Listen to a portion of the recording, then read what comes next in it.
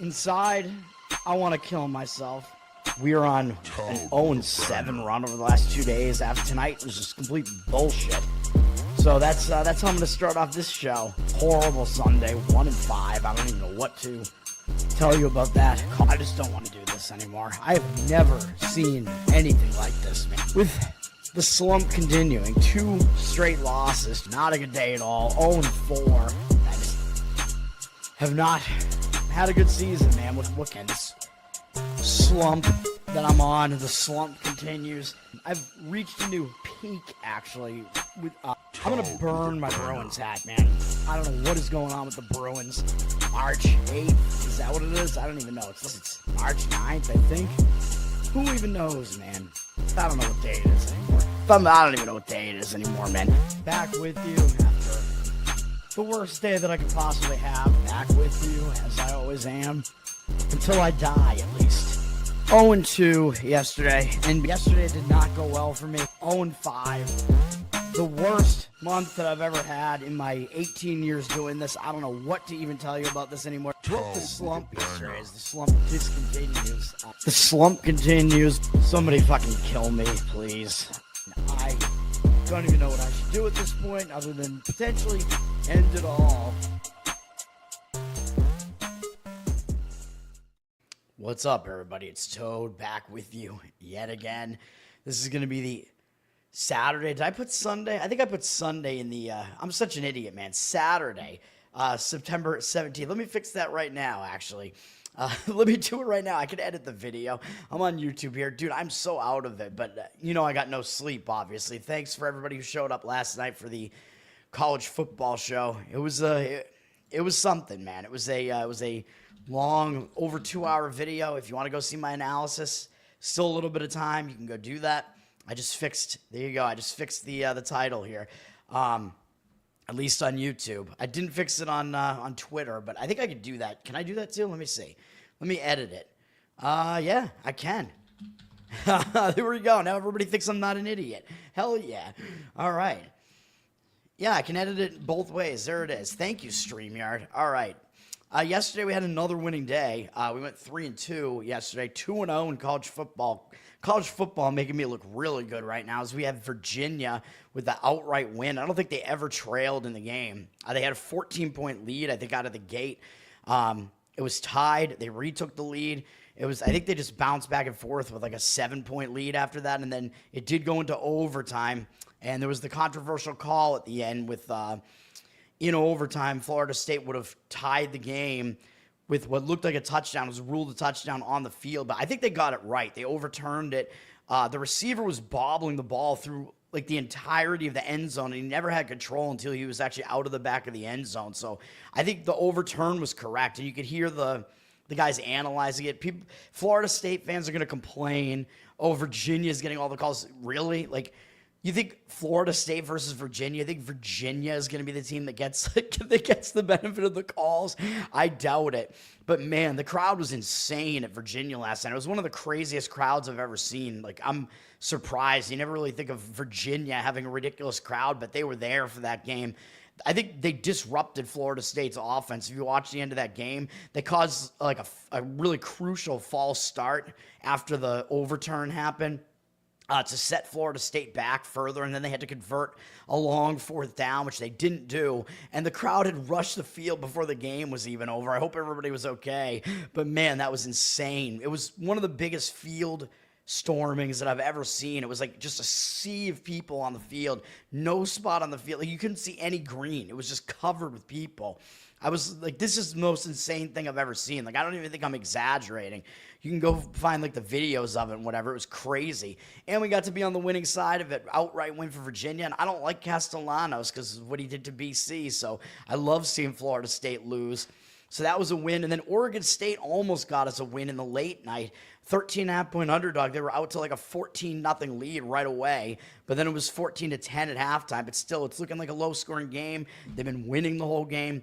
It was looking pretty good. But, yeah, they had a wire-to-wire cover as well. So 2 wire-to-wire covers. They both actually went into overtime. Oregon State went to overtime. But Oregon State Houston's defense stepped up, man, and Oregon State got stuffed. If you watched my video last night, it happened while I was watching it on TV while I was doing the video last night. Oregon State went for it on 4th and 1 in overtime, which it makes sense. You're at home. You're the underdog. Go for it. Don't settle for the field goal, even though Houston wound up settling for the field goal, but that was because they didn't need to try for a touchdown. Oregon State got stuffed on the 4th and 1. Just absolutely bad. And then Houston, all they had to do was get a field goal after that. So Oregon State did not hit on the money line, but they certainly covered. So another win for me on that one. And then baseball went 1-1 yesterday. Little bit annoying because we got the under in the Cincinnati Reds Milwaukee Brewers game hit. So we got the win on that. And then we did not get the win on the Tampa Bay and Toronto first 5 under. The full game went under, but all the runs in the game were scored in the first 5 innings, so the first 5 didn't go under. I hate when that happens. So that wound up being a loser. And then Minnesota lost in the WNBA. It's crazy, dude, that they might actually get eliminated. I think they're on the verge of elimination now. We might potentially tomorrow, we might just go right back to the well and play Minnesota again. I know you're getting an underdog price on them, and I got to really look into why that's the case, but that's crazy, man. Jordan, what's up, man? Thanks for hanging out. Good morning. Yeah, Jeffrey, what's up? Thanks for hanging out. Yeah, last night was college football, man. This show here is going to be all baseball, so it's going to be pretty boring, to be honest. You tried to go, under on the Nationals game? I'm almost never going to recommend an under in a Nationals game with that bullpen. If I do go with an under, it'll be a first 5 inning only in their games. You played baseball yesterday? Wait, you couldn't bet college football on DraftKings? That's weird. That doesn't make any sense. I mean, they make a lot of money through football betting, so I don't know. That doesn't make any sense. Mark Lawrence has Arizona and UCF today. I like Mark Lawrence. I think he's solid. I agree with him on Arizona, and I really disagree with him on UCF. I also agree with him on the Giants, which that'll come tonight. You gotta wait. You gotta wait for tonight. Virginia Tech. He likes Indianapolis too. I don't know about the Indy game. I've some issues trying to figure that game out, to be honest. Indy and the Rams. It's an interesting game. Virginia Tech. Virginia Tech has crazy crowds. Yeah, but this was University of Virginia, though. Like, Virginia Tech is known as more of a football school than Virginia is, but Virginia's pretty good this year, dude. I told you going into that game last night, Virginia, their offense has been good this year. They got Morris, I think, is their quarterback, who was at North Texas last year. He can throw the ball, man. He's good. I think he's a dual threat, too. Like, they got a pretty solid offense there. Nate, what's up, man? Thanks for hanging out. If you want my college football analysis, you got to go watch the college football show, though. I'm not going to reanalyze here, but I will give you my plays for today in college football. Kansas State -5.5. So going against Mark Lawrence on that one, which I don't love doing, but I think I'm right on that game. Iowa +8.5. I know how ugly these are, dude. You know me. I'm very contrarian. Oklahoma State +21. Hopefully you can get the best number on these, by the way. And Florida Atlantic +14. Those are my 4 plays. I had some additional leans that I gave out on the show. You can go watch the show from last night if you want all the analysis. If you follow me on Instagram, I put out the videos with all the analysis on the games that I actually have. I had additional leans to Boston College, San Jose State, Kentucky. I kind of like. I think there might have been one other one in there, but those were the ones that were close to making my card, and I didn't quite want to do it. And I was kind of considering Tulane as well, so just a little bit of info into my mindset there. You couldn't find the games that I played yesterday? Really? That's pretty surprising to me. There were only 3 games for college football last night, and they were all FBS games. I mean, that seems weird. I mean, all of them involve big conference teams too, so that definitely surprises me. I don't know what's going on. You might be looking in the wrong place on DraftKings. I'm not sure, because that doesn't make any sense other than, well, actually, Jordan, what state are you in? Because a lot of states, I'm in Massachusetts, and Massachusetts, you can't bet any Massachusetts colleges, which is BS, obviously. Oh, I love how my camera's just not focusing at all. Because I look so handsome. You guys want to see me? I just rolled out of bed. I'm wearing the same shirt I wore last night. I want to get to the baseball here, though. I don't want this video to go that long. But yeah, I mean, some states will not allow you to bet colleges that are within your state, which does piss me off. So I have to find other means if I want to bet on a game involving a Massachusetts college. But at least Massachusetts doesn't have good sports teams. But still, like Boston College, I mean, you want to potentially bet on some of their games. I did bet on Boston College at least once last year because I remember giving that bet out when I think it was against Louisville, actually. I was going to say Florida State. I don't think it was Florida State. I think it was Louisville. And BC blew that game, by the way. They covered, should have won the game. But I gave that out when I was down at Top's house in Florida. I remember that. Money never sleeps. That's true. Yeah. Oh, you were looking in the search? I don't know. Like, usually you're in Virginia. Well, yeah, if you're in Virginia, they probably wouldn't allow you to bet on the Virginia game, but you probably could have bet on the Oregon State one that I gave out. And I also liked Arizona State, but you would have pushed if you laid the 3 on that one. But things are worse in life than pushing a bet. Yeah, so let's get into baseball here. Baseball, it's getting really interesting, man. My Boston Red Sox, I'm wearing their hat, although I'm still wearing it backwards because I'm still, waving the white flag here because I don't think they're going to go that far.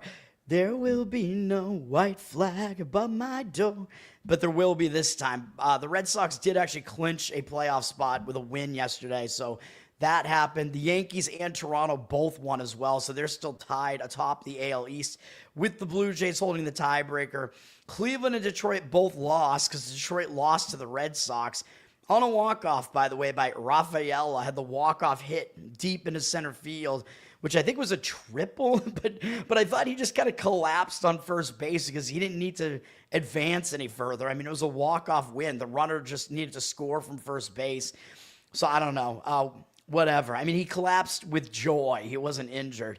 But yeah, so they beat Detroit. Cleveland also lost to Texas yesterday, I think. So they are still tied with Detroit, and Cleveland is holding the tiebreaker in that division. Houston is 1 game behind Detroit and Cleveland, so they're still in the wild card hunt as well. It's wild, man. And the only team that I think actually got eliminated yesterday was the Arizona Diamondbacks because they lost to... Who the hell did they lose to? San Diego? I think it was San Diego. So San Diego's still potentially trying to jockey for position, I guess, a little bit. Arizona's out. So now we have Cincinnati and the Mets are still tied because they also both lost yesterday. It's like they don't want to win, man. It's insane. So the last wild card spot is still up for grabs in the NL, and it is between the Mets and the Reds at this point. So it comes down to the last 2 days of baseball. And that's what we're going to talk about here. It's about motivation at this point, man. But the problem is these teams that have the motivation to try to make the playoffs, you're not getting a good price on them. So that's kind of the problem. Detroit for the series, if they play Cleveland, you mean like if they wind up playing Cleveland in the playoffs, that is a possibility that could happen, yeah. Interesting. Yeah, I mean, I think Detroit is still the better team, but Detroit, like, they would need to have home field, man. Like, Detroit, they're much, much better at home.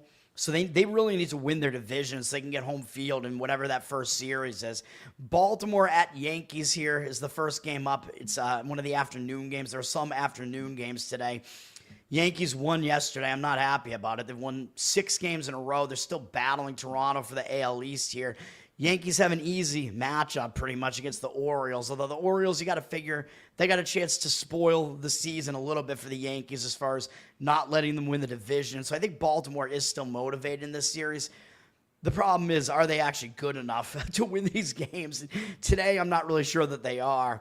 Yankees actually have the better bullpen, even though their bullpen is not very good. Baltimore's is worse. Yankees did use a little bit more of theirs yesterday. So I wouldn't really want to deal with either bullpen in this game, preferably. Yankees have the way better offense, obviously. Sugano is pitching for Baltimore in this game. He's been mediocre, basically, in his first season in the majors. He spent a lot of his career in Japan. He's got a 4.54 ERA and 1.34 whip. Not great. He's a little bit better on the road, 4.48 ERA. This month, his command has been all right with an 8-to-1 strikeout walk ratio. His ERA at 6 is not very good. He's failed to actually even make it past 3 1/3 innings in 3 of his last 4 outings, including his last time out against the Yankees, where he only went 3 innings and allowed 4 earned runs. So that's not a good sign. His numbers against the Yankees are not very good in 51 at-bats. 14-5 strikeout walk ratio is all right, but since the Yankees have seen him multiple times now, they've figured him out and they've hit him pretty well. 333 batting average, 903 OPS, so he does not do very well against them. So you have to give the edge to Cam Schlittler, who is 11 years younger than Sugano. He is pitching for the Yankees. Rookie season for him. He's been pretty good. 3.27 ERA. His whip is too high at 1.3, so he is walking a few too many, and he's actually not quite as good at home as he is on the road. 3.78 ERA at home. This month, 5.09 ERA, not that great, really, and 21-10 strikeout walk ratio. Again, it's the walks that are really kind of concerning here. He did pitch well against Baltimore last time out in that same series, held them to 1 earned run in 5 1/3 innings, so I do think he has the upper hand in this pitching matchup, both literally and figuratively. Against Baltimore, I think it was all just that one start.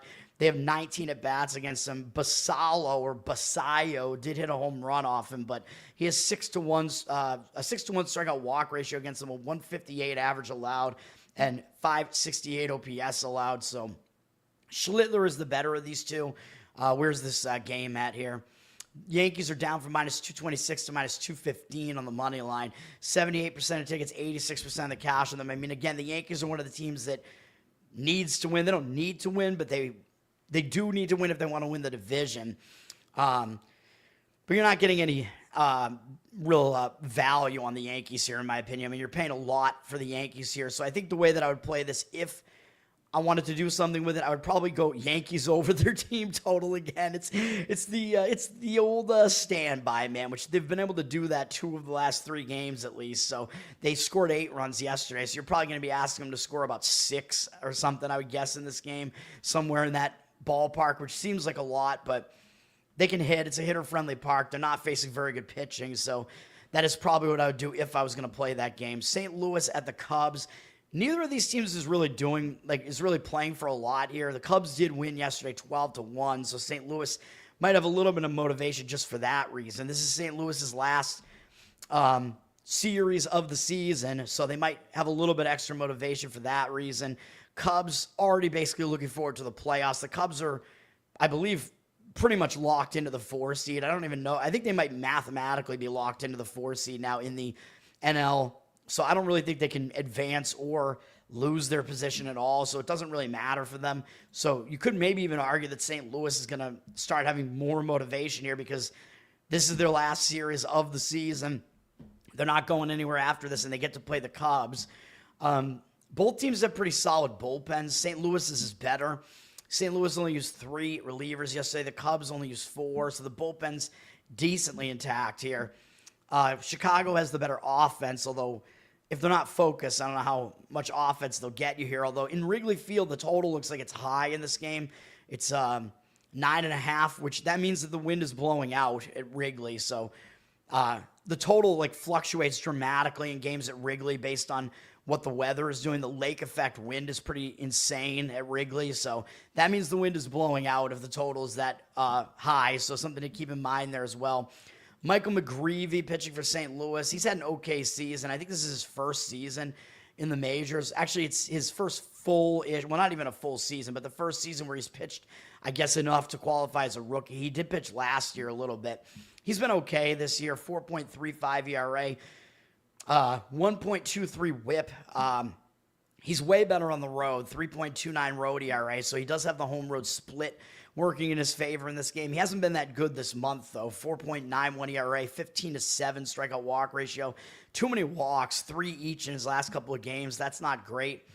Against the Cubs, they've hit him for contact, but not really for power. In 47 at-bats, they have a 298 average against him, which is high, but a 688 OPS, not that high, because they haven't really done really much damage for power against him. The only extra base hit is actually a home run from Suzuki. So 13 of the 14 hits are singles, which is crazy. 4-2 strikeout walk ratio, not exactly that good either, but he's not really a strikeout pitcher. He is going up against Jameson Taillon. Decent season for the Cubs, actually better than decent. 3.78 ERA, 1.07 whip. He's better at home, so both pitchers working in the right side of their home road splits here. 3.23 home ERA for him.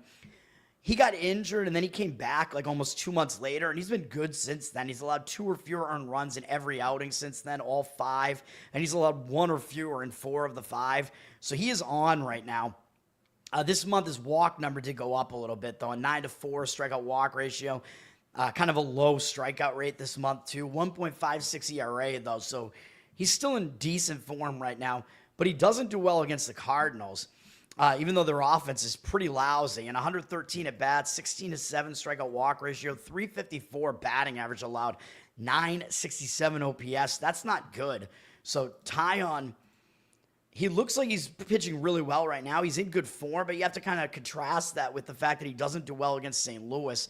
So it's an interesting matchup here, man. The Cubs are very public. They're up from -1 or down from -170 to -168 on the money line. 87% of tickets, only 85% of the cash. It looks like the money, is kind of leaning towards St. Louis there.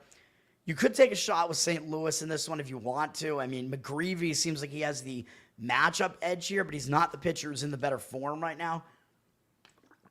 So it's, for me, I mean, I'm not going to give it out as a play. I mean, I would slightly lean that way. And when I first looked at it, just seeing the 2 starting pitchers, I was thinking maybe an under, but it seems dangerous with Taillon not doing well against St. Louis and with the wind blowing out total up a little bit to 9, heavily juiced to the over, potentially 9.5. 73% of tickets, only 71% of the cash on the over, though. So the public is coming in on the over and the money a little bit less so. So, I guess do with that information what you will, but I guess with this starting pitching matchup, you could maybe argue the total's a little bit too high, but I think the better way to look at this game, in my opinion, is St. Louis, probably maybe even like a run line or something, or maybe just on the money line. You'll get a pretty decent underdog price there if you do that. St. Louis yesterday, a jerk at Buffalo Wild Wings. Were you at least eating jerk wings at the same time, at least, to go with the theme there? Buffalo Wild Wings, man, it's tough to decide on a sauce. I usually get multiple different types of sauces. You gotta vary it up. Variety, it's the spice of life, man. And then, do the blazing wings stuff as well, which Jeffrey knows I talked about when I couldn't get the sting off of my hands, even with, washing my hands. I still had the blazing wing sauce, like, just permeating into my body, basically, and then I went to piss and I numbed my cock, basically, just because I touched it when I took a piss. Oh man, that was a fun time. When I was with my friend going to see Sausage Party, and it was a sausage party in my pants. All right, Tampa Bay at Toronto. I mean, Toronto, they're basically playing for the same thing as the Yankees. They're trying to win the AL East here. They've been atop the AL East basically since July, I think. And the Yankees have not actually surpassed them, even though they've been tied. Tampa Bay does have the opportunity to spoil Toronto's season, but I hope Tampa Bay just loses intentionally, man, to be honest. I hope Tampa just hates the Yankees so much that they're like, here, Toronto, have the division. Toronto won yesterday 4-2.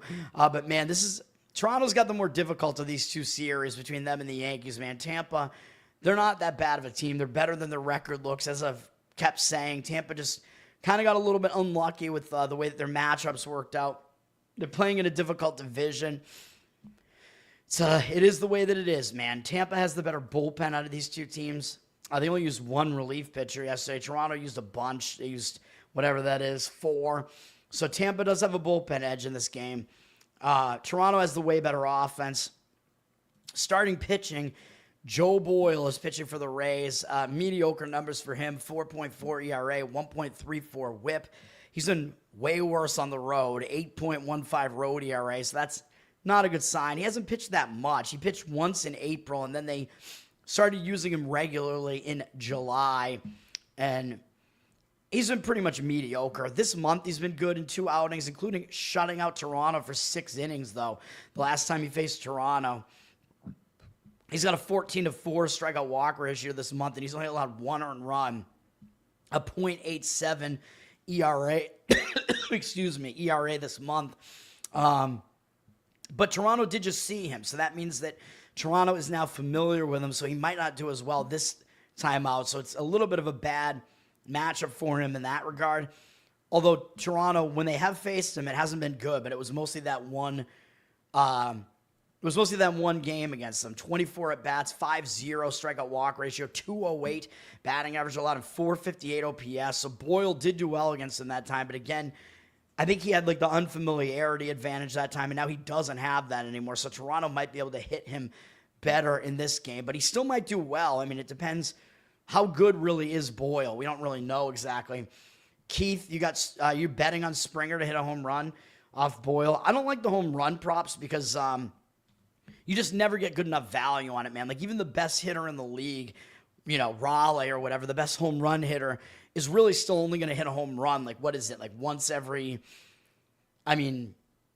probably more than 10 at-bats like go by between home runs for those guys. So like you never get good enough value on the home run props because the books know that, and it's still plus money for you, so everybody kind of likes to make that bet because it looks like it's value, but it isn't. The books know that. They make a lot of money off of that. So I like, if you want to play like a hitter prop, I recommend hits plus runs plus RBIs on that particular batter, and you'll be getting somewhere between like 1.5 and 2.5, depending on who the batter is. George Springer, by the way, has the only extra base hit that Toronto has off of Boyle. He did have a double, it looks like, in that game, so I guess take that for what it's worth. He might be able to do something in this game.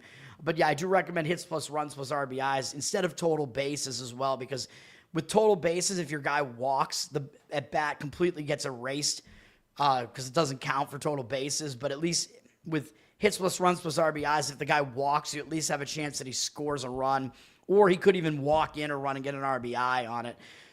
White Sox at Washington. This is one of the worst series that's going on right now. Two absolutely dead teams. Washington returned home from a road trip yesterday, and they lost 10-9. So now they're in a spot where they might bounce back in this game, because I talk about when a team returns home from a road trip, it can be a distracted spot, especially when you're a bad team like Washington. But if that team loses, sometimes they will refocus in the next game, and maybe they will in this game against the White Sox. We got two bad bullpens here. The White Sox used 4 of their relief pitchers yesterday. Washington used even more than that. 5, I think, is what that is. And Washington's bullpen is even worse than the White Sox. Washington's like a bottom 2 bullpen in all of baseball. They are really, really bad. So something to keep in mind there. Did I say I leaned to the over yesterday in that game? I don't know if I did or not, but it definitely happened. And it might happen again in this game. Yesterday, a 10-9 final.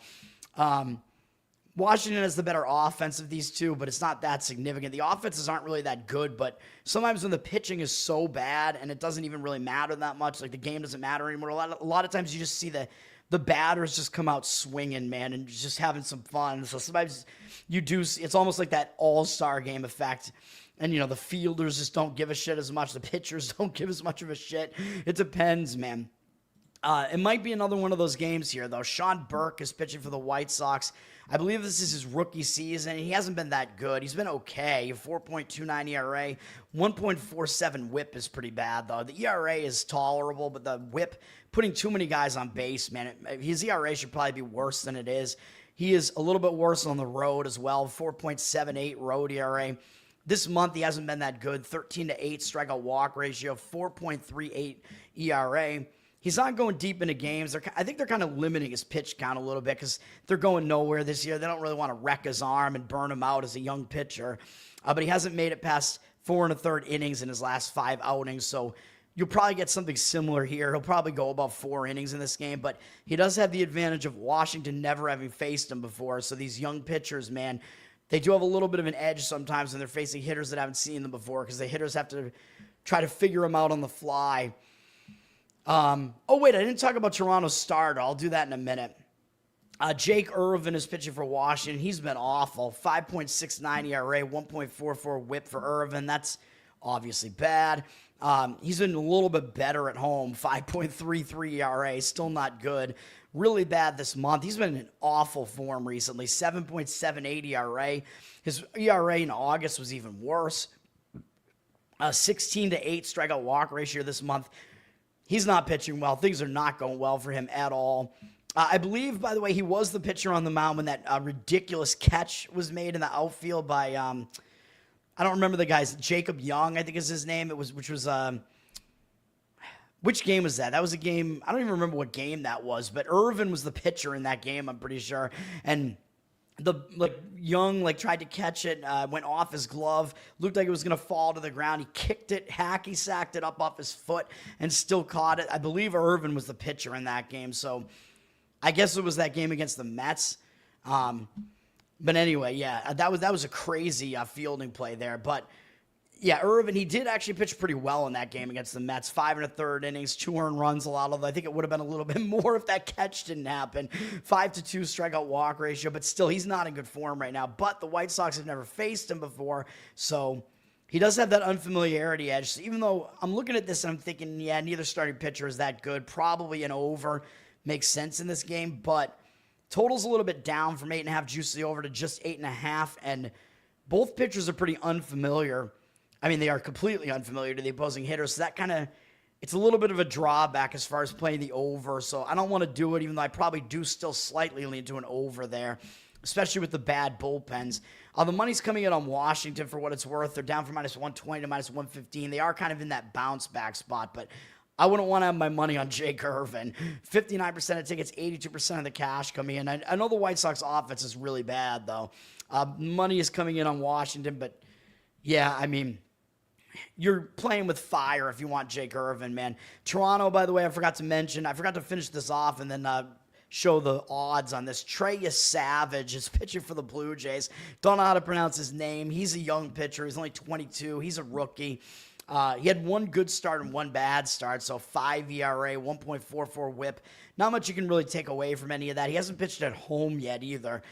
So his first 2 starts were both on the road. The first one was at Tampa, which is a hitter-friendly ballpark in the temporary stadium they're in. He pitched well against Tampa.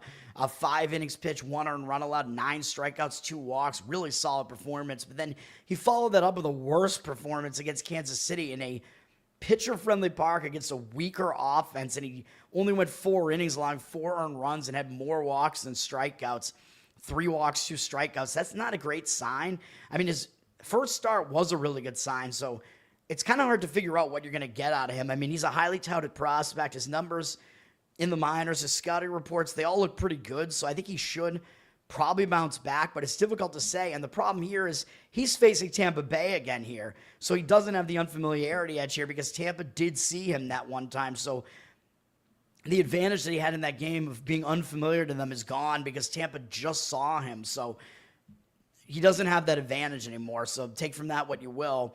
He had 18 at-bats against him, 9 strikeouts, 2 walks. Like I said, only 1 extra base hit allowed was a double from Diaz, 167 batting average allowed, 472 OPS, but I don't expect Savage to do quite as well this time out, although the money is coming in on Toronto. They did drop from -165 to -152, but you're not really getting a great price on Toronto here. I mean, yes, they are the team with the motivation here, although Tampa might be motivated in a divisional battle to try to spoil their season. 63% of tickets, 92% of the cash on Toronto, so the money is coming in on Toronto. I mean, if you really want to play Toronto here, probably I would say run line in the first 5 innings and just go with Savage to outpitch Boyle in this one. Savage. I don't know. I got to figure out how you pronounce that guy's name, man. But yeah, whatever. Colorado at San Francisco. 2 teams playing out the stretch here, man. San Francisco won yesterday 6-3. San Francisco is the better team. They actually have the better offense. That's how bad Colorado's offense is. San Francisco has the better bullpen significantly. Only used 2 relief pitchers over the last 2 days. Colorado used more than that. Used 6 relief pitchers. So San Francisco does have a big bullpen edge in this game. Kyle Freeland is pitching for Colorado. He has been one of their less bad pitchers. 5 ERA, 1.45 whip. I know it still doesn't sound good. He's been decent on the road. 4.36 ERA away from Coors Field. So not as bad on the road. And this month, he actually has been good. A 3.55 ERA, 23-3 strikeout walk ratio. So Freeland is actually in pretty good form right now. He's allowed 2 or fewer earned runs in all but 1 start this month, which was one at Coors Field. He didn't do well against San Francisco, though. On September 2nd, he didn't even record an out, and he gave up 2 earned runs, so that's pretty bad. Overall, San Francisco's seen him a lot, 115 at-bats, and his numbers are not quite that bad, although they're not good at all. 20-12 strikeout walk ratio, way too many walks, although 7 are Flores, so he kind of pitches around him. 261 batting average allowed and 806 OPS, so still not great numbers, but better than not recording an out. Freeland is in pretty good form right now, at least. He's going up against Justin Verlander, and we got to see what Justin Verlander is like saying out there, because this might be the last time he pitches in his career, man. Like, I really don't know.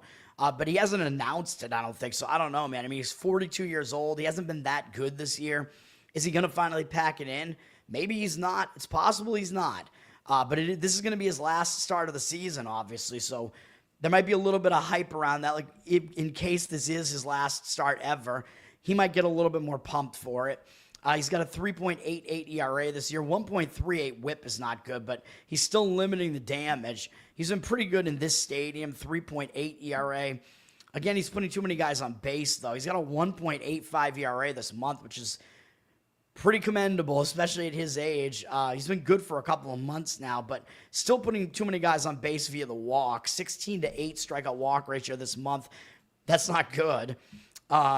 Against Colorado, they have a bad offense. Most of this is in the past, but he's done really well against them. 32 at-bats, 7 strikeouts, 1 walk. He's held to a 156 average against him and 432 OPS.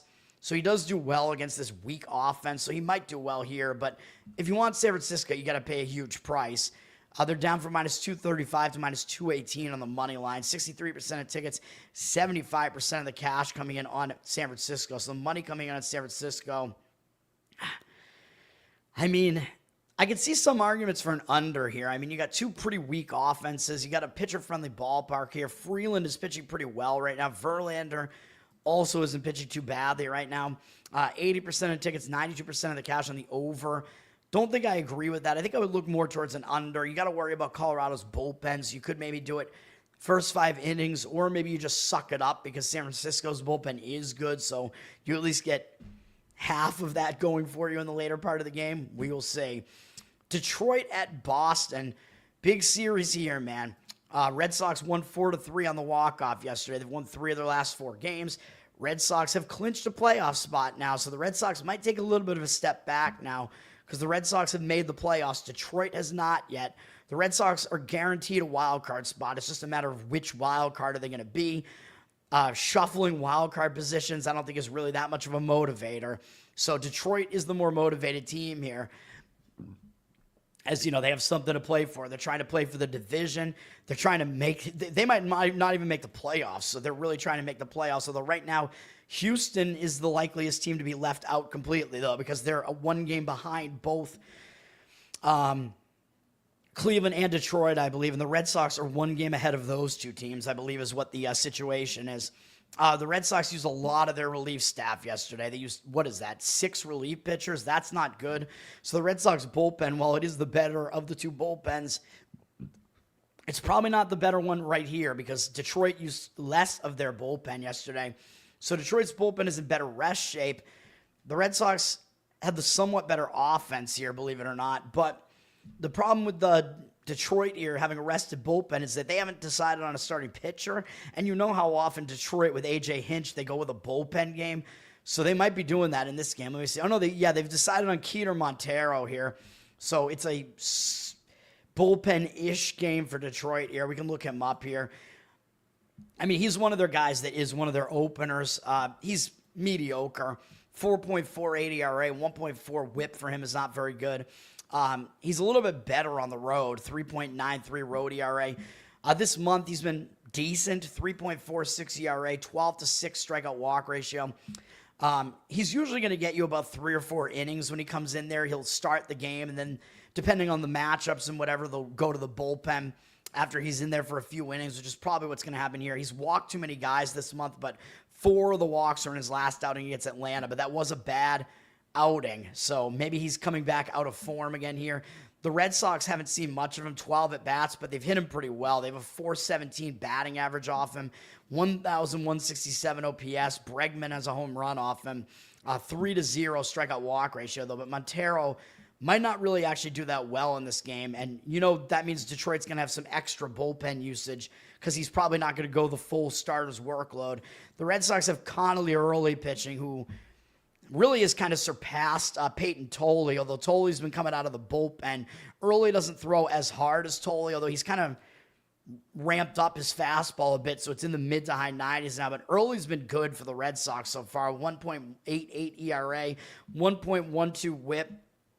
He's been good at home, 1.69 ERA. He's made 3 starts, so it's a small sample size. But what's impressive about what he's done is both road starts are at those horrible temporary stadiums that are both hitter-friendly at the A's and Tampa. And he did fairly well in both of those starts. And he faced the A's a second time immediately and shut them down again. So that's a good sign as well. And he has a 22-3 strikeout walk ratio in 14 1/3 innings. Also, that is a good sign. And he didn't allow any home runs in those home run-friendly parks, too. So he's pitching pretty well, man. He didn't pitch quite as well last time out against Tampa, though. Gave up 2 earned runs, only lasted 4 innings. They don't want to, overwork him, though. And he's going to be probably in the rotation for the playoffs, I would imagine. Because usually you go with a 4-man rotation in the playoffs. But he's been good enough that I think you got to put him in the rotation in the playoffs. So, we'll see what happens there, but they obviously don't want to burn him out, but that's not really a concern yet when he's made 3 starts in the majors this year. And, of course, Detroit has never seen him before, so I do think you have to give Early the edge here in the starting pitching matchup. The Red Sox are down from -130 to -128, though. Detroit looks like they're public right now, 89% of tickets. Don't really see a legitimate cash percentage yet on this. Total is pretty high at 9. The Red Sox bullpen might be a bit of a concern. I think if you go Red Sox here, you'd want to go first 5 innings only in this game just because they have an edge in the starting pitching matchup, most likely. But I don't want to touch it. Jeffrey, thanks for hanging out, man. Assad is pitching tomorrow. Might be a spot to take St. Louis tomorrow, man. I still don't think Assad is that good. We will see, though. We'll see what that matchup looks like. I haven't gotten to my baseball plays yet, which they're both in the night slate, by the way. Both of my baseball plays that I'm going to give out today are night games. We're still in the afternoon slate. The last game in the afternoon is one that means a lot as far as playoffs are concerned. The Mets are playing Miami again. Miami beat them yesterday. Miami's showing up for these games, man, late in the season. Miami won 6-2 yesterday. Miami, I mean, it's their last series of the year. They get the Mets coming into their place. So, yeah, it's motivation. They have the chance to kick the Mets out of the playoffs. So, Miami's definitely motivated here. The Mets do have the better offense and the better bullpen, though. They're definitely the better team. Bullpen usage was slightly towards Miami yesterday, as far as Miami having less bullpen usage yesterday, but they used 2 relievers. The Mets used 3. I mean, the Mets still have the better bullpen here. Now, the question is, what's going to happen with the starting pitching matchup? As the Mets are going with Clay Holmes in this game. He's been all right this year. A 3.66 ERA is obviously good, but a 1.33 whip. His whip is too high, man. I mean, he's getting a little bit lucky as far as his ERA being like that. He's basically got the same ERA home and away. Doesn't really matter. His scheduling might also be thrown off because he had a couple of shorter starts on September 16th and September 21st, and then they brought him out of the bullpen to pitch an inning against the Cubs on the 24th. And now he's making a start. So it seems like he might not have a full start in this game. It seems like on this weird schedule, they might bring him in and have him go 3-4 innings this time and then go to the bullpen, depending on what's going on in the game, I guess. The Mets might start mixing and matching pitchers in this game, depending on the matchups, especially with only 1 game left tomorrow. So the Mets are probably going to do something a little bit weird with their pitching in this game, man. So I don't know what we want to do with this. Holmes hasn't exactly been that great this month. 4.15 ERA is all right. 16-7 strikeout walk ratio. It's too many walks, but he hasn't had a problem with the walks in his recent outings, although, again, he's not pitching that many innings in those outings. So I don't think he's going to give us a deep start in this game, man. That would be my guess. Against Miami, he's been okay. 49 at-bats. 15-3 strikeout walk ratio is good. 286 batting average allowed. And 633 OPS is pretty low. So Holmes does do fairly well against Miami. So maybe if he's pitching well, he will stay in the game for more of a starter's workload. Who knows? He's going up against Yuri Perez, so I think he is the more talented pitcher. But he's had some games where he's just blown up this year. He's trying to come back from Tommy John surgery, and he's still only 22 years old. So crazy to have major arm surgery that early in your career, but he's shown signs of being his former self this year. He's got a 4.2 ERA, which isn't that good. 1.04 whip is good. He's been way better at home, 2.63 home ERA, so he is good here at home. Miami did win his last 3 outings now. He has a 4.82 ERA this month, which of course doesn't look good, but it's mostly because he got blown up in one road start against Washington, and he has a 24-2 strikeout walk ratio this month. So one of his main problems that he's had has been walks, I'm pretty sure, in his career, but that hasn't been a problem this month. His command has been really good. He hasn't allowed any runs in his last 2 outings, both on the road, one at Coors Field, so it's difficult to pitch there. Even though Colorado's offense isn't that good, it's still a high elevation environment there. And then he did not allow any runs in 4 innings against Texas. That's also a weak offense in a pitcher-friendly park, but at least he is kind of back in form now at the very least. However, the last time he faced the Mets was just horrendous at the Mets back on August 29th. It was like one of his worst starts of his career. He didn't even go the full first inning. Gave up 5 earned runs, 2 home runs, 3 hits, 2 walks, didn't strike anybody out. Absolutely terrible. The Mets don't have a whole lot of experience against him, but that was basically their experience against him. I think they have a little bit more experience against him than that, but they have 17 at-bats against him, and they have absolutely destroyed him. 4 strikeouts, 5 walks, 471 average allowed, 3 home runs allowed, which most of it was in that one game, though. 1,624 OPS. You got to think he's not going to be as bad as that again in this game, so he's probably going to be better in this game, but do you trust Yuri Perez, though, in this one? I don't think you really can. The Mets are up from minus 126 to minus 128, so you're paying quite a price, though, for the Mets on the road there with a matchup like this, because I don't know that you can trust Holmes either. 87% of tickets, 98% of the cash on the Mets side. I mean, for me, I'm kind of thinking an over makes more sense in this game, but the money's coming in on the under. The total's down from 8.5 to 8. 58% of tickets on the over, 90% of the cash on the under, but Perez, with how bad his matchup numbers are, Holmes not being trustworthy, and the Mets might be rolling out some extra bullpen arms here. To me, it seems like more of an over game, but that would be going completely against the market. Minnesota at Philadelphia. Philadelphia is only 1 game behind the Brewers, so Philadelphia, I don't know how motivated they're going to be for this, but they do play better at home, and they have a chance to catch the Brewers, although I think Philadelphia would have to win both of their remaining 2 games, while the Brewers would have to go 0-2, I'm pretty sure, because I think the Brewers do have the tiebreaker against them, but you can correct me if I'm wrong about that. I might be wrong.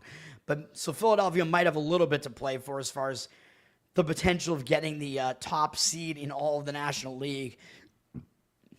They won yesterday 3-1 against Minnesota. Minnesota's just playing out the stretch here, but maybe Minnesota has some motivation here. I mean, they did win Philadelphia won yesterday, right? Yeah, they won 3-1. So I don't know how much motivation Minnesota really has at this point playing out the stretch, but Philadelphia does have Minnesota's former closer, Duran, not Jaron Duran, Joan Duran, Minnesota's closer. They traded him to Philadelphia at the trade deadline. I think along with maybe one other guy. I forget what the trade was.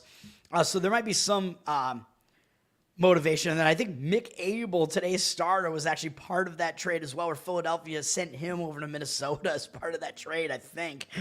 So it's a little bit crazy what's going on in this game. Both of these bullpens stink.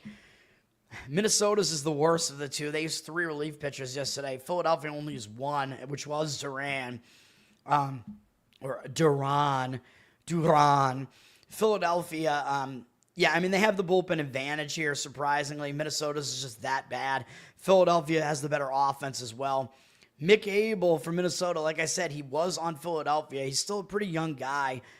He's shown glimpses of being okay, but his overall numbers are just not good. So I don't know what we're going to get out of him, man. 7.36 ERA, 1.67 whip. Obviously, those numbers are awful. He is facing the team that traded him away, though, so that is a motivating factor. When you get to the first time you get to face the team that traded you away, you get a little bit pumped up for it, like, oh, I'm not good enough for you, well, I'll show you. He hasn't been very good since being acquired by Minnesota, though. He's made 3 appearances. I don't know if any of them were actually starts, but it's been pretty bad. He had a 24.75 ERA in his first 2 starts against the White Sox in San Diego. Not exactly good there. Those are not terrific offenses. And then Cleveland, also not a terrific offense. He at least settled down a little bit, which was his one outing this month after they gave him like a month off. Maybe they sent him to the minors or whatever. He went 4 innings, allowing 2 earned runs in that one, but he still walked 3 guys, 6 strikeouts. Still, it does show that he's at least kind of getting his bearings again and might pitch a little bit better, but it's going to be difficult to face Philly's offense.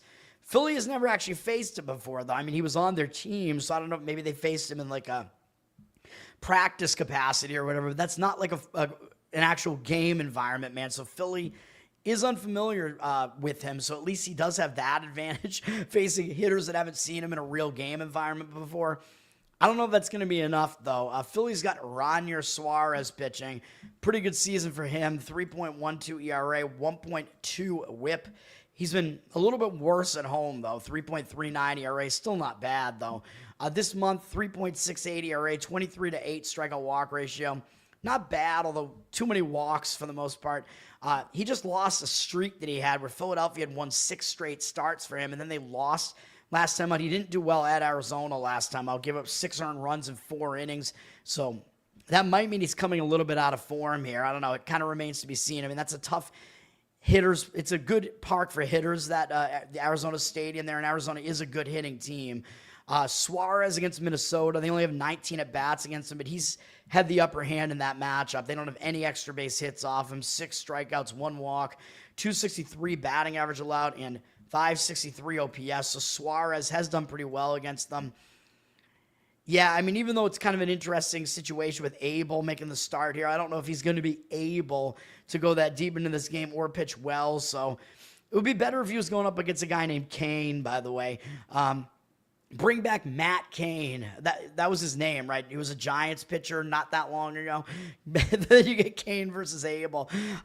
Philly's up from minus 195 to minus 200 here. We don't really see any valid percentages yet on this game. So, honestly, I mean, I just don't know what you want to do with this game. It's a very hard game to read for me. I mean, I could see some arguments for a first 5-inning under in this game, and it really depends on how well you think Abel is going to do, if that motivational factor is going to actually help him enough, but we will see. I didn't put the games that I have plays on in the title here because they both are shit games, and one is Pittsburgh and Atlanta, Schittsburg and Atlanta, so I'm going to have a play on that game, which I'll give out at the end of the show. Texas at Cleveland, of course, this is one of the games with implications. Cleveland's lost 2 in a row now, losing to Detroit and then losing the first game of this series to Texas. Cleveland is still holding on to the divisional lead right now. They're tied with Detroit with the tiebreaker against Detroit. Really, really crazy, man. It looks like Cleveland is pretty likely to make the playoffs at this point, but they got to win to make sure that they do. Texas seems like they're still showing up for some of these games, though. I mean, they came to play yesterday. At least Texas has won a couple of games in a row now. So Texas does have the opportunity to boot one of the other wild card teams out of the playoffs here. So just like Texas got eliminated, maybe they want to do the same thing to Cleveland here, potentially. We got 2 pretty good bullpens here. Cleveland's is actually in the worst shape after they used 4 relief pitchers yesterday, some somewhat heavy usage from them. Texas only used 2 yesterday. So you got to give Texas the bullpen edge here, although Cleveland generally has the better bullpen, but they're both pretty good bullpens. Cleveland has the worst of the 2 offenses. They're both terrible offenses. Cleveland's is the worst of the 2.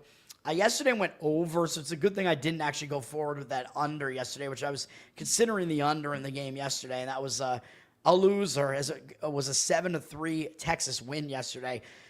Pretty odd to see Texas scoring 7 runs, although it has happened before. Jacob Latz is pitching for Texas here. Good numbers on the season for the most part. Well, 2.8 ERA is obviously good. 1.26 whip is a little bit high, so you kind of expect his ERA to be a little bit higher than it is. He's been a little bit worse on the road, 3.27 road ERA. With Latz, though, you don't know how long he's going to go in this game because he's made some almost full starts where he's gone more than 5 innings in games, but he also has made some shortened starts, some relief appearances and whatever, so you don't know what he's going to do in this game, man. It depends whether or not Texas wants to kind of go with more of a bullpen approach here or whether they're going to let him pitch longer into the game. Again, when you get these last games of the season are kind of difficult to predict as far as like what are these teams going to do with some of these starters here. Lats this month as a 1.59 ERA, which is good, but a 9-8 strikeout walk ratio is not good. Not a high strikeout rate, but it's still too many walks as well. Although he's not allowing that many hits, so he is difficult to hit. Cleveland doesn't hit that well, but in 7 at-bats, they've actually been able to hit Lats, although only 4 of their hitters have faced him before. Hedges has a home run off him. They have 2 strikeouts, no walks. They have a 429 average and 1,286 OPS against him, but it is a small sample size. So you have to kind of not put too much weight into it, but Cleveland has been able to hit him when they have seen him. Joey Cantillo is pitching for Cleveland. He's been pitching pretty well recently. He was a relief pitcher earlier in the season. He's been in the starting rotation for a bit and doing pretty well for Cleveland. 3.21 ERA this year. 1.3 whip is still too high, though. Indicates that maybe there should be some ERA regression in store there. 3.72 ERA at home, so he is actually a little bit worse at home. This month, 1.16 ERA. 20-6 strikeout walk ratio, so he has been pretty good this month. Continuing to pitch pretty well here, man. Up against Texas, which is not the best offense here. And Texas has never faced him before, so Cantillo does have a little bit of an extra edge here, the fact that Texas has never faced him before. So I do think Cleveland has the upper hand early in this game. The money is coming in on Texas, though, for whatever reason. Cleveland down from -155 to -141. I told you in some of these cases where you have teams that are like really, really in must-win scenarios here, for them, or really for the most part, those teams tend to get overvalued a little bit, and I think that's what we're seeing with the market. I think the professionals are basically just saying, we don't think Cleveland should be this heavy of a favorite, even though maybe they will win the game. But they're down to -141 now, 78% of the tickets on Cleveland, 56% of the cash coming in back on the Texas side. I would probably lean to Cleveland in the first 5 innings because Cantillo does have the upper hand here as far as I think he's in the better form right now. He goes a little bit deeper into games. Texas has never seen it before. You know how long Lats will last in this one. So I think the biggest advantage for Cleveland is the first 5 because Cleveland's bullpen is a little bit used right now. So that's probably the way I would lean in that game. You might have to go a run line with it, though, which is a little bit difficult to do with a team that can't score. Although you're only asking them to be ahead by a run after 5 innings if you go with the -half run line. Cincinnati, Milwaukee. I was kind of considering an under in this game. I decided not to do it. We did get the under right yesterday. Milwaukee took the loss yesterday. Cincinnati has more to play for, although Milwaukee probably doesn't want Philly to overtake them for the 1 seed. Milwaukee's been sitting with the 1 seed, the best record in all of baseball, I think basically most of the season. So I believe they want to hang on to that. I believe they still have the best record in baseball, right? I don't think any team in the AL has overtaken them. No, they can't. So it's going to be between Milwaukee and Philadelphia for that honor. Milwaukee probably does want to hang on to that at the very least. But Cincinnati, they're one of the most motivated teams right now because they're tied for the last wild card spot with the Mets. And I don't know which team has a tiebreaker. I actually don't even know. Where are we looking here? Let's look at the wild card standings here and see. Cincinnati has the tiebreaker against the Mets because they're listed as being ahead of them right now. So that's crazy. So Cincinnati, they do need to continue winning, though, to hold on to it here. So there is some pretty big motivation on Cincinnati's side here, way more than what Milwaukee has right now. So, but you're probably going to pay a little bit for that. Milwaukee has the better of the 2 bullpens. They only used 2 relief pitchers yesterday, including Myers, who's more of a long relief man. So their bullpen's in pretty good shape. Cincinnati used 4 relief pitchers yesterday. So Cincinnati's bullpen is not in as good a shape here. So Milwaukee does have a bullpen edge here.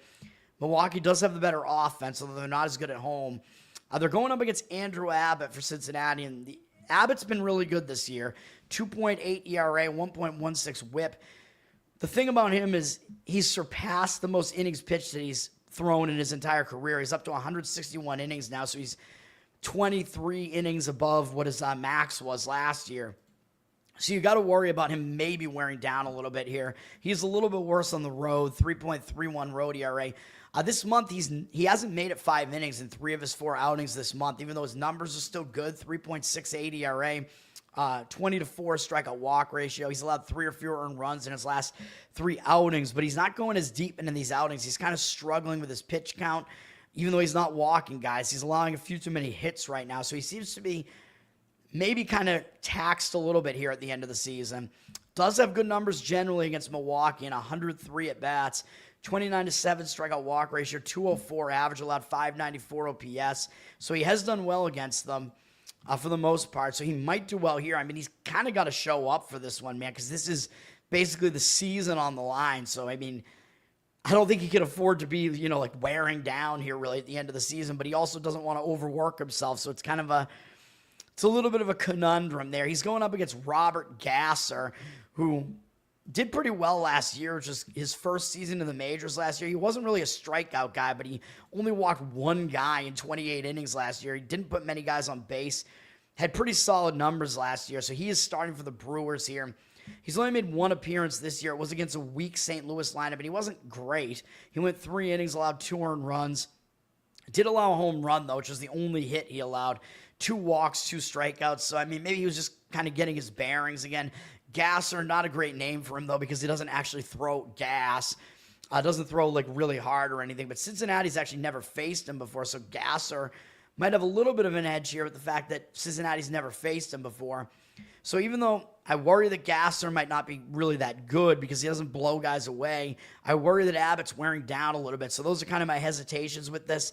But if that wasn't the case, I would lean to an under in this game. The total's at 7.5, heavily juiced to the over, so you might even be able to find an 8 here. Maybe I would go only first 5 innings on this, though. If you can find like an under 4 in the first 5 innings. It looked like you had to pay too much for the under 4.5, so we will see. And the money is coming in at Cincinnati. So, by the way, if you want Cincinnati, I think it's an okay look for Cincinnati because of the motivational disparity here. Milwaukee's down from -150 to -132. So you are getting, in this case, Cincinnati, the more motivated team. You're getting them as an underdog. So that's a decent sign. 76% of tickets, 94% of the cash on them. So the money is coming in towards Cincinnati, even though the public is kind of on them as well here. I would go first 5 innings, though, because I really worry about Cincinnati's bullpen. So if you want Cincinnati, I would do it when it's just Abbott in there. But Gasser might be able to kind of duel him there, so I worry about that. So I still think an under is probably the better way to look in that game.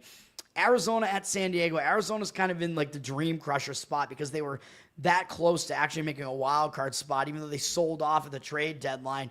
Now they're officially eliminated with their loss yesterday to San Diego. So you might see them be kind of a dead team coming into this one. In San Diego, they can't win their division now, but I believe they can actually overtake can they overtake the Cubs? Let me see. Maybe they can't. San Diego, where are we at here? I wanted to look at the well, I don't need to look at the wild card standings for this. San Diego.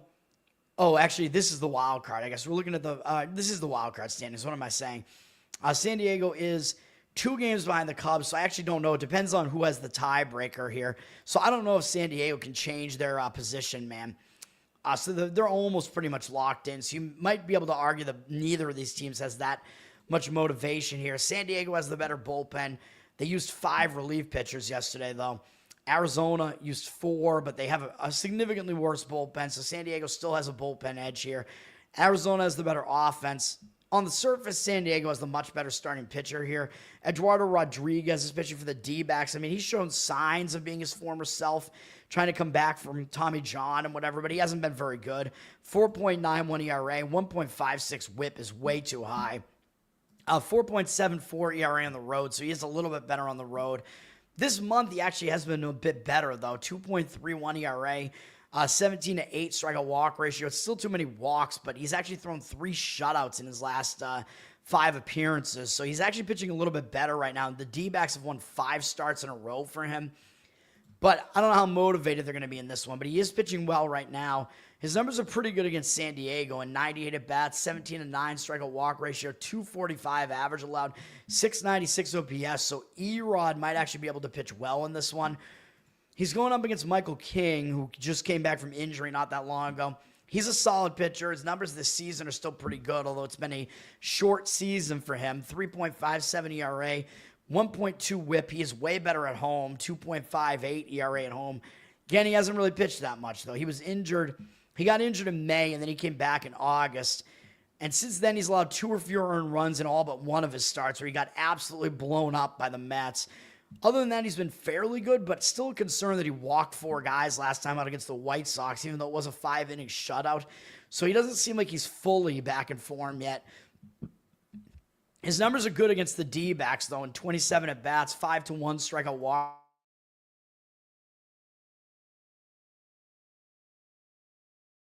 walk ratio. I know it's a sample, 2 OPS, so he has been good against Arizona. The money's coming in towards Arizona. San Diego's at minus 135, 70% of tickets, only 52% of the cash on them. So the money is not agreeing with the San Diego side. I actually kind of see an argument for a first 5-inning under here, that Erod is actually in good form right now, and King is pretty solid. They both actually have decent matchup numbers, so first 5 under might make sense. With the total this low at 7.5, you're probably looking at a 3.5 there, and I don't love that, so... But that is probably the way that I would look if I was going to play that game at all. Houston at Anaheim. Houston's the team that has the most to play for here, really, because basically if they lose, they're eliminated. But that's a pressure situation, man. And they're going to be a favorite here, even though they're on the road against Anaheim. So I just don't think you can lay a price like this with Houston, man, even though, yeah, they need to win. Anaheim beat them yesterday 4-3. Houston not making the playoffs would be crazy after they led the division for so long. But Houston, they're really not as good as Seattle, though. So Houston, they do have a better offense than Anaheim, though. They have a much better bullpen than Anaheim does. Houston used 4 relief pitchers yesterday. So did Anaheim. So Houston does have a bullpen edge here. The problem with that is that A.J. Bluebaugh is listed as their starter. And I think they listed him as a starter the other day and that he didn't actually start. So when you play these games, if you do starter, must start, the bet winds up pushing if that starter doesn't actually start. So it gets a little bit dicier when there's like an opener like Bluebaugh listed, because he might not actually start, although I think he probably will here. He's not going to blue ball you. He blue balled you last time, man, if you wanted to play that game. 1.93 ERA, 0.82 whip on the season. He's got good numbers this season. 2.25 ERA on the road, so he's a little bit worse on the road.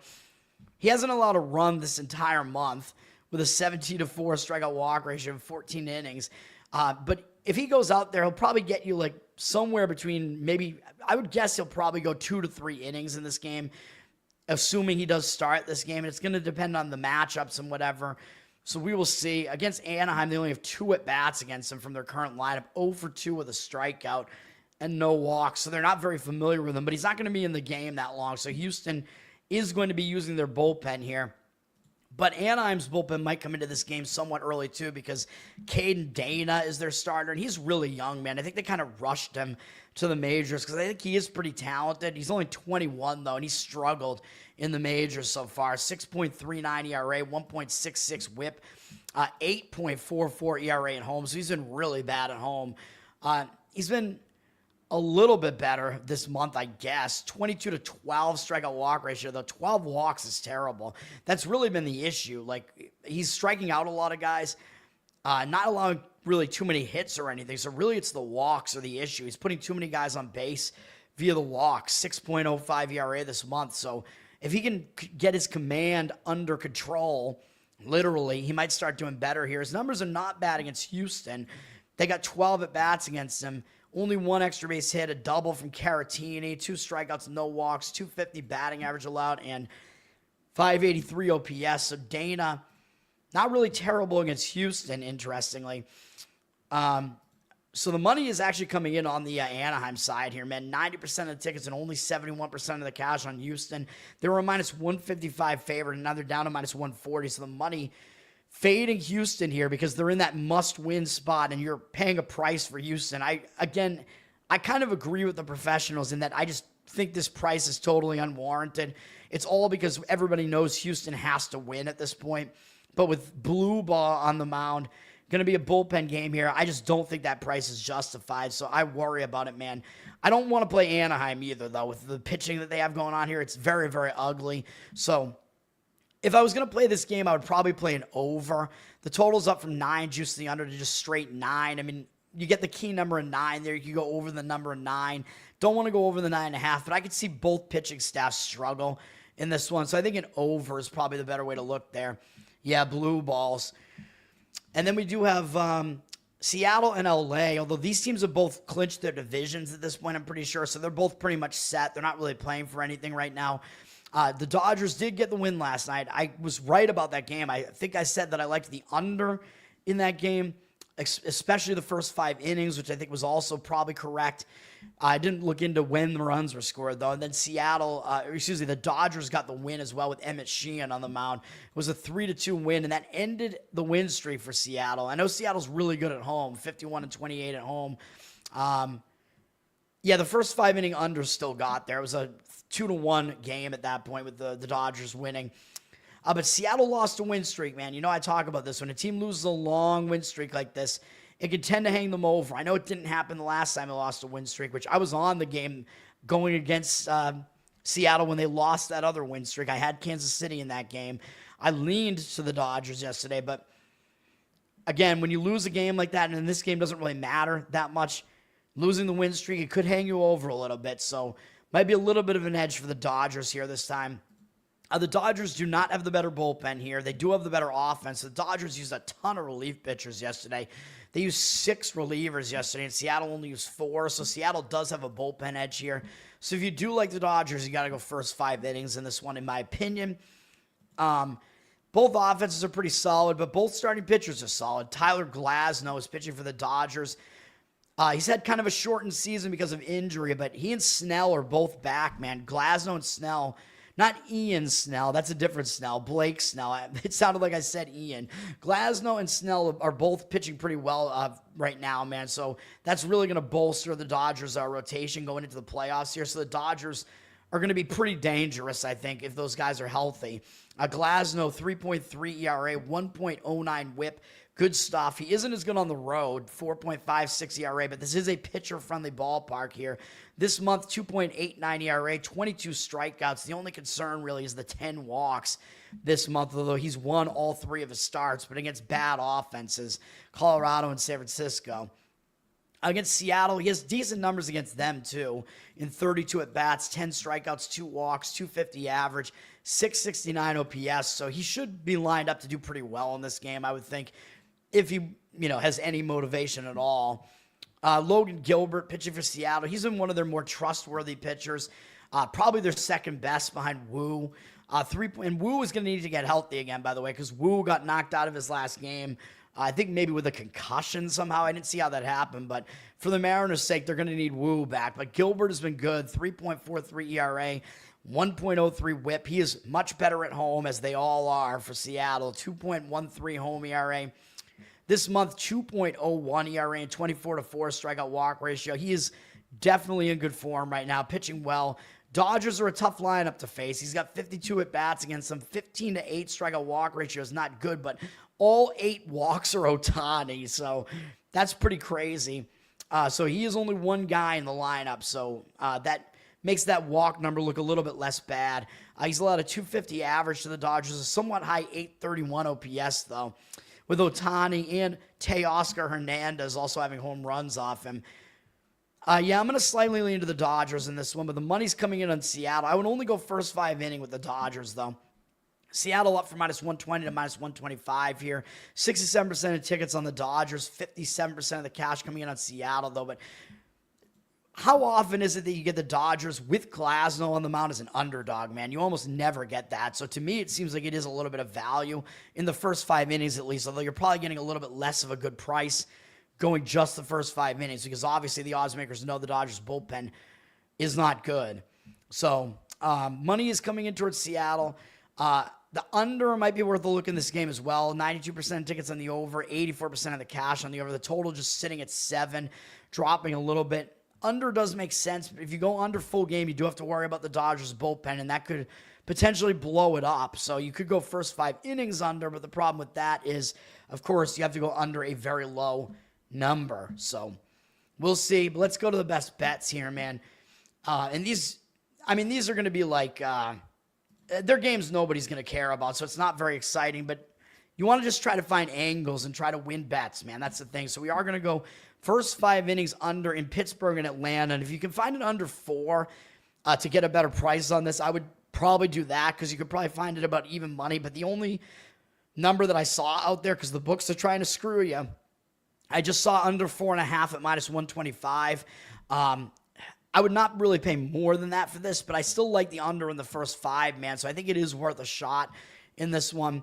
I don't love the bullpens here, so we're taking the bullpens out of the equation.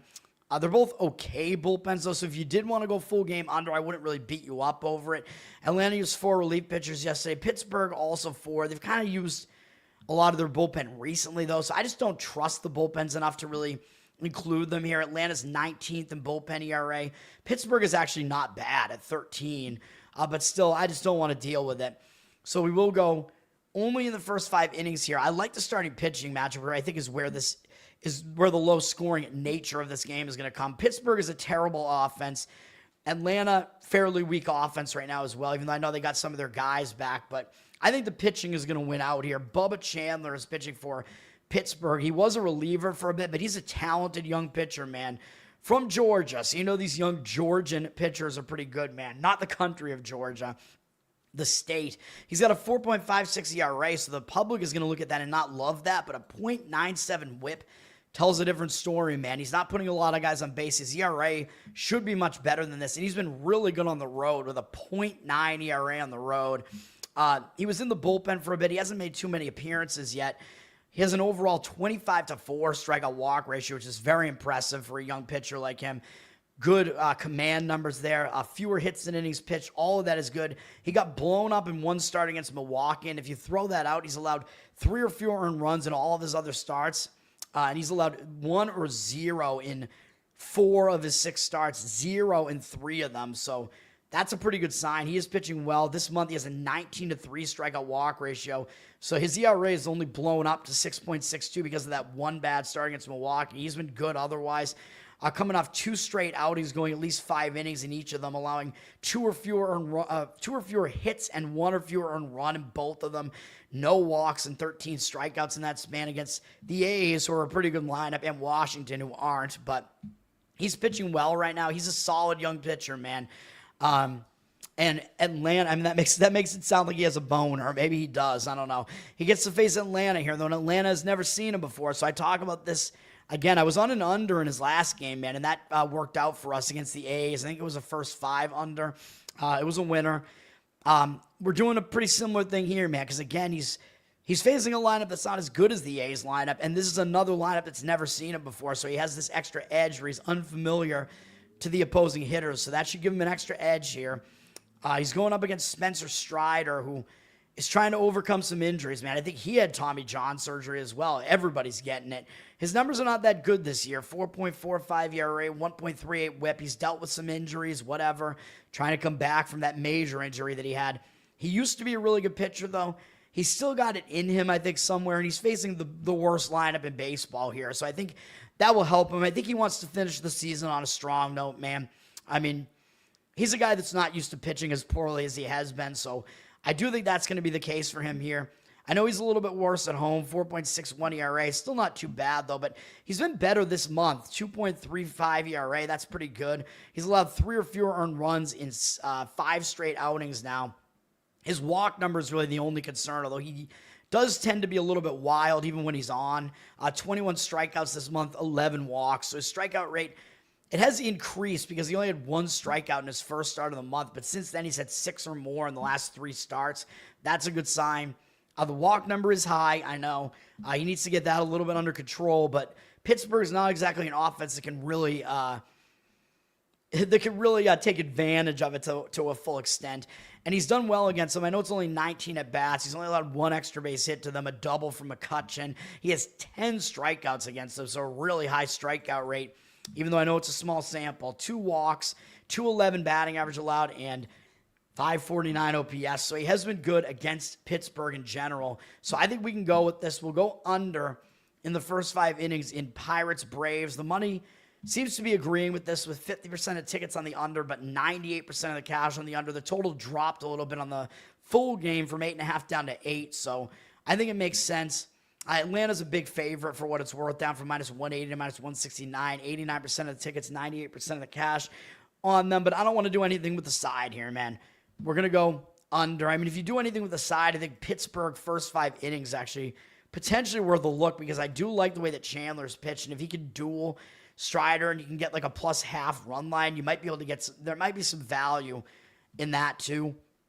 Wouldn't want to do anything with the bullpens, though, but under is how I'm going to go there. And then to finish it off, we're going to go with the A's in the first 5 innings on the money line, -120. So, of course, if it's tied at that point, you will get a push. I know they're public, 86% of tickets, but 95% of the cash coming in on them. So I think the money is coming in on the A's. I just don't understand the A's being that public. I think it must just be because their hitting is better than Kansas City's, and it certainly is. But we're taking the bullpens out of the equation because I don't want to deal with the A's bullpen, obviously. The Kansas City bullpen is a lot better than the A's bullpen, so we're going to not include the bullpens. The A's are at least rested, but I don't want to deal with it anyway. They only used 2 relief pitchers yesterday. Kansas City used 4, but Kansas City's still the better bullpen, so we won't deal with that. We'll go just with the starting pitching matchup here. I know you have to pay a little bit more of a price than you do on the full game. Of course, the odds makers know that the A's have a bigger advantage in the starting pitching matchup than the full game with their atrocious bullpen. So we're just going to go first 5 here. The A's were able to get the win yesterday against Kansas City. Kansas City is eliminated. The A's seem to be playing with a little bit more motivation at this point, man. Kansas City having been more recently eliminated, I think they're just kind of playing out the stretch maybe a little bit more than the A's are here. This is a difficult environment for some road teams to play in, man. It can affect some of these pitchers here on the road that aren't used to pitching in an environment like this, especially pitchers that thrive in a pitcher-friendly park like Kansas City. They might not do as well on the road against the A's, and I'm going to apply that to Michael Wacha here for the Royals, even though he's had a pretty good season. 4 ERA, 1.24 whip, not bad. He's a veteran. I mean, he knows what he's doing, but he's been a little bit worse on the road, 4.04 ERA. He's been better at home all season, but he's in really bad form right now. He has a 9.45 ERA this month. He got absolutely beaten up by Toronto and Seattle in his last 2 outings, both at home. So that's not a good sign either because that's a pitcher-friendly park. He gave up 13 earned runs over that span. Not good. He's made it no longer than 5 2/3 innings in any of his last 4 outings.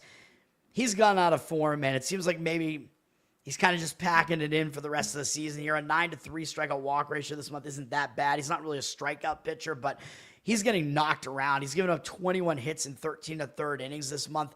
And he's allowed more than 1 run per inning, as I mentioned, with the ERA. So that's pretty bad. Against the A's, it's a very small sample size of 19. They've been able to do some damage against him, though. 3 strikeouts, 2 walks, 316 average, 749 OPS isn't exactly high. They haven't really gotten to him for power, but this is a lineup that can hit. I think he might struggle to adapt to this environment. He's in bad form right now, and the A's have at least seen him before.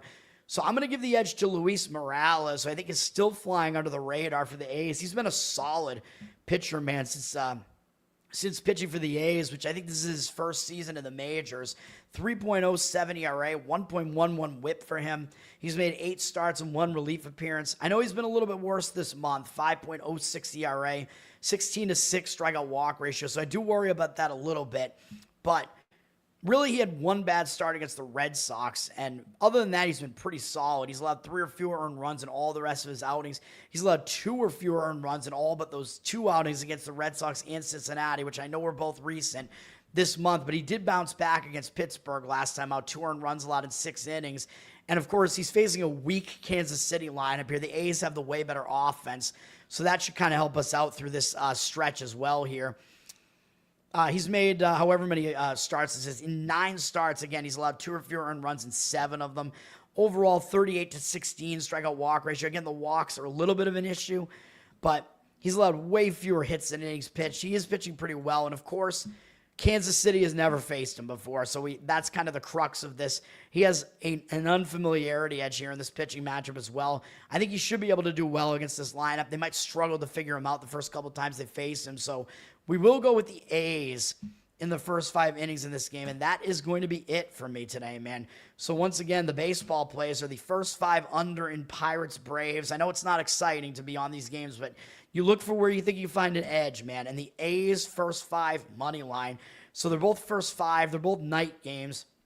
And my college football, go watch the college football show from last night to get the analysis, or watch my Instagram videos and you'll get most of the analysis there as well. I think the analysis is a little bit more detailed on my really, really long-ass show, though. And I put the chapters in, so if you want just the analysis on the best bets, you can go to the end. But if you watch like a little bit before the end, I gave out some of the stronger leans. And I start the show, if you guys watch the show, you know what I do. I start the show with all like the bigger matchups. So if you want to hear my opinions on those, it's all in that show. So go check it out. I know the game's starting less than an hour now, though. But we got Kansas State -5.5 I know these all look horrendous. Like, the public is not going to agree with any of my plays, but that's how I like it, man. Iowa plus 8.5. Oklahoma State plus 21. Again, hopefully you can get the 21 on this. I think probably you should be able to because the public is on the other side of it. So get the best number that you can. I would still probably even do it at 20.5, though. Once you get up into the 20s, the key numbers matter a little bit less. And then Florida Atlantic, hopefully you can get the best number on that, plus 14, which I think you should be able to get that one pretty easily as well. So public against that one too. Learn to Toad on Twitter, Learn to Toad on Instagram. Check it all out, man. Better Off Dead. Like, subscribe to the channel. Thanks everybody for hanging out this morning. And as always, you can find me on audio as well with Better Off Dead, Spotify, Apple. Give me a review on there. That helps me out. And Learn to Toad on Patreon, patreon.com/LearnToToad, and there's bonus Uke content there, which I also have a YouTube channel, a YouTube Uke channel. It's called Covered in Uke on YouTube, so you can check that out too. And the Patreon has some bonus Uke content that I'm trying to keep up to date. I'm close again. That's going to do it for now. Peace out for now, guys. Let's have a good day today. Thanks for hanging out this morning.